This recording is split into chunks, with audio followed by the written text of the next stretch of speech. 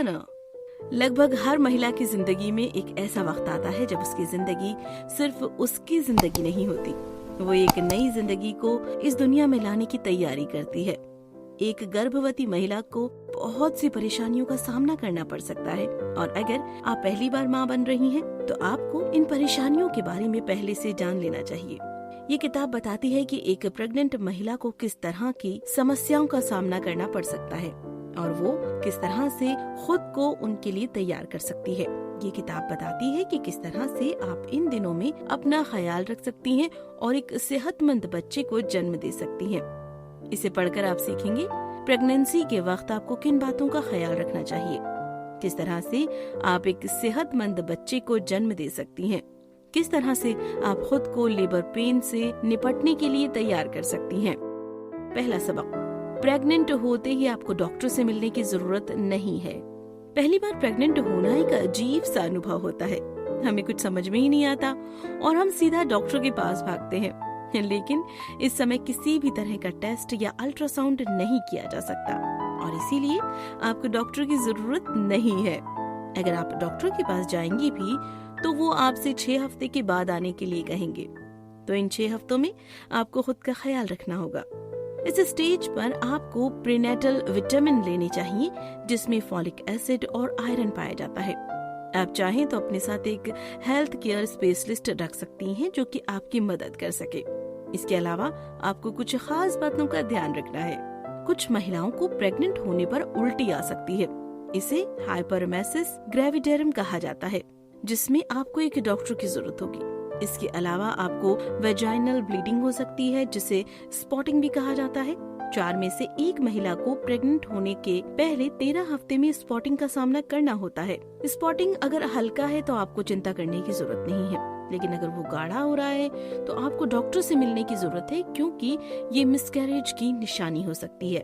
दूसरा सबक, खुद का ख्याल रखने के लिए आप एक मिडवाइफ को काम पर रख सकती हैं। बच्चे को जन्म देते वक्त एक महिला खुद को अजनबी लोगों के बीच पाती है, जो कि वो डॉक्टर और नर्स रहते हैं जिनसे उसकी मुलाकात 5 मिनट पहले हुई है। ऐसे हालात में आपका स्ट्रेस लेवल बढ़ सकता है, इसीलिए ये जरूरी है कि आप अपने साथ किसी ऐसे व्यक्ति को रखें जो कि प्रेगनेंसी के दिनों में आपकी मदद कर सके और जिस पर आप भरोसा भी कर सकें। ऐसे हालात में शुरू से ही अपने साथ एक मिडवाइफ रखना अच्छा ऑप्शन होगा। मिडवाइफ आपकी देखभाल कर सकती है, आपको डिप्रेशन और सी सेक्शन सर्जरी में जाने से बचा सकती है।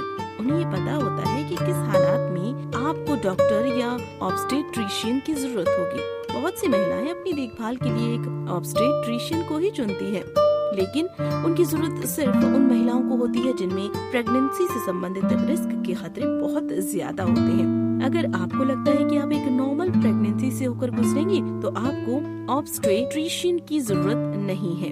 2013 में नैन्सी रॉबर्ट्स ने यूरोप में मौजूद मिडवाइफ मॉडल और अमेरिका में मौजूद ऑब्स्टेट्रिशियन मॉडल पर स्टडी करके ये पता करने की कोशिश की कि कौन सा मॉडल ज्यादा अच्छा होता है। रिजल्ट में ये बात साफ पता लगी कि जो महिलाएं मिडवाइफ मॉडल को अपनाती हैं, उनमें बीमारियां और सेहत से संबंधित दूसरे खतरे बहुत कम होते हैं। इसके अलावा आप एक डॉला को भी हायर कर सकती हैं। डॉला वो महिलाएं होती हैं जो कि डिलीवरी कराने की एक्सपर्ट होती हैं। वे लेबर प्रोसेस के वक्त बहुत मददगार साबित हो सकती हैं, लेकिन अब तक एक डॉला से संबंधित कोई भी सर्टिफिकेशन मौजूद नहीं है, इसीलिए किसी को भी हायर करने से पहले उनका बैकग्राउंड चेक कर ले। तीसरा सबक, आज के वक्त में आपको प्रेग्नेंट होने पर अपने खान पान पर बहुत खास ध्यान देना होगा। पहले के वक्त में खाने में इतने सारे केमिकल नहीं हुआ करते थे, इस वजह से उस वक्त की प्रेग्नेंट महिलाएं वो खा सकती थी जो वो खाना चाहती थी।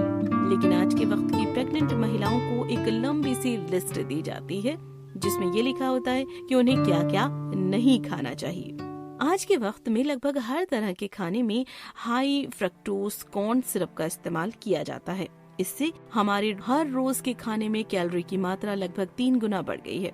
पहले के वक्त में खाने में प्रिजर्वेटिव या आर्टिफिशियल फ्लेवर्स भी नहीं होते थे, इस वजह से उस समय इस तरह की लिस्ट भी नहीं हुआ करती थी। 1950 और 1960 के दशक में प्रेग्नेंट महिलाओं का वजन 30 पाउंड से ज्यादा नहीं बढ़ता था, लेकिन आज वो 60 से 80 पाउंड तक बढ़ जाता है। वजन बढ़ने से सिर्फ आपको ही नहीं, आपके होने वाले बच्चे को भी खतरा हो सकता है। अच्छी डाइट को अपनाने के लिए आपको ये जानना होगा कि आपको क्या नहीं खाना चाहिए। आपको पनीर, कच्चा या आधा पका मांस या फिर बिना गर्म किया गया पानी नहीं पीना चाहिए। इस तरह के खाने में बहुत से नुकसानदायक बैक्टीरियाज होते हैं जो कि आपको नुकसान पहुंचा सकते हैं। इसके बाद आपको ये पता होना चाहिए कि एक प्रेग्नेंट महिला को किस तरह के विटामिन और न्यूट्रिएंट्स की जरूरत होती है। आपको वो खाना खाना चाहिए जिसमें आपको ये सारे न्यूट्रिएंट्स मिले। इनमें फल, सब्जियां, अनाज और लीन प्रोटीन शामिल है। साथ ही आपको वो खाना खाना चाहिए जिसमें कैल्शियम हो, जैसे दूध, हरे पत्ते वाली सब्जियां और टोफू। चौथा सबक, समय समय पर अपने एमनियोटिक फ्लूइड की जांच करवाते रहिए।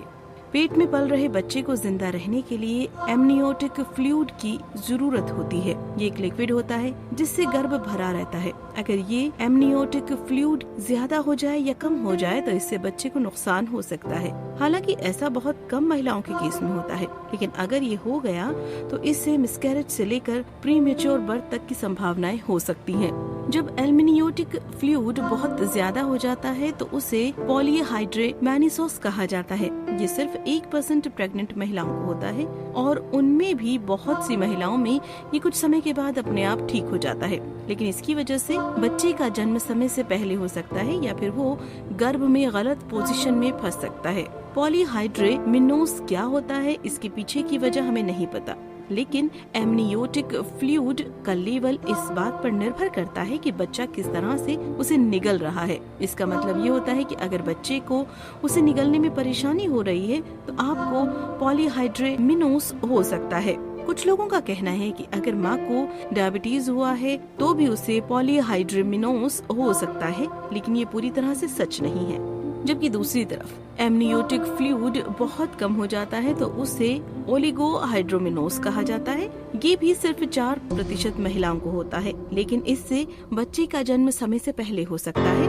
मिसकैरेज की संभावना हो सकती है। आगे चलकर जब ये पानी बहना शुरू होता है तो इससे अम्बिलिकल कार्ड में ऐंठन आ सकती है, जिससे बच्चे में खून और ऑक्सीजन की सप्लाई बंद हो सकती है। अगर आपका फ्लूइड लीक हो रहा है या फिर आपका वजन नहीं बढ़ रहा है तो आपको ओलिगोहाइड्रोमानिसोस की शिकायत हो सकती है और आपको तुरंत डॉक्टर से मिलना चाहिए।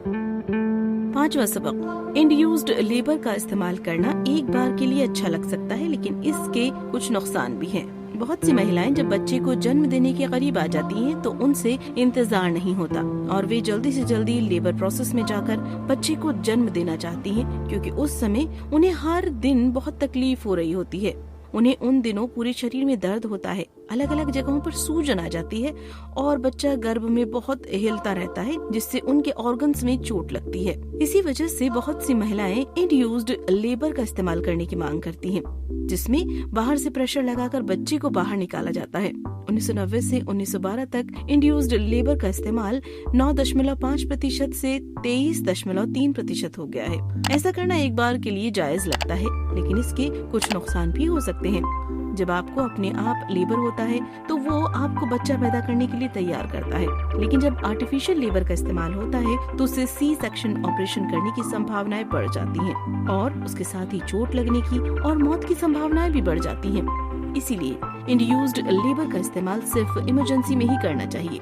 सी सेक्शन सर्जरी तभी करनी चाहिए जब माँ का ब्लड प्रेशर बहुत ज्यादा बढ़ जाए। डच के जिनेकोलॉजिस्ट कोरिन कूपमेंस का कहना है कि प्रेशर के बढ़ जाने की वजह से माँ के कुछ ऑर्गन काम करना बंद कर सकते हैं, जैसे कि किडनी। इस वजह से बच्चा कमजोर और कम वजन का पैदा हो सकता है। छठा सबक, प्री लेबर और लेबर के बीच का अंतर समझना बहुत जरूरी है। जब आपका बच्चा पैदा होने वाला होगा तो उसके कुछ दिन पहले ही आपको दर्द होना शुरू हो जाएगा।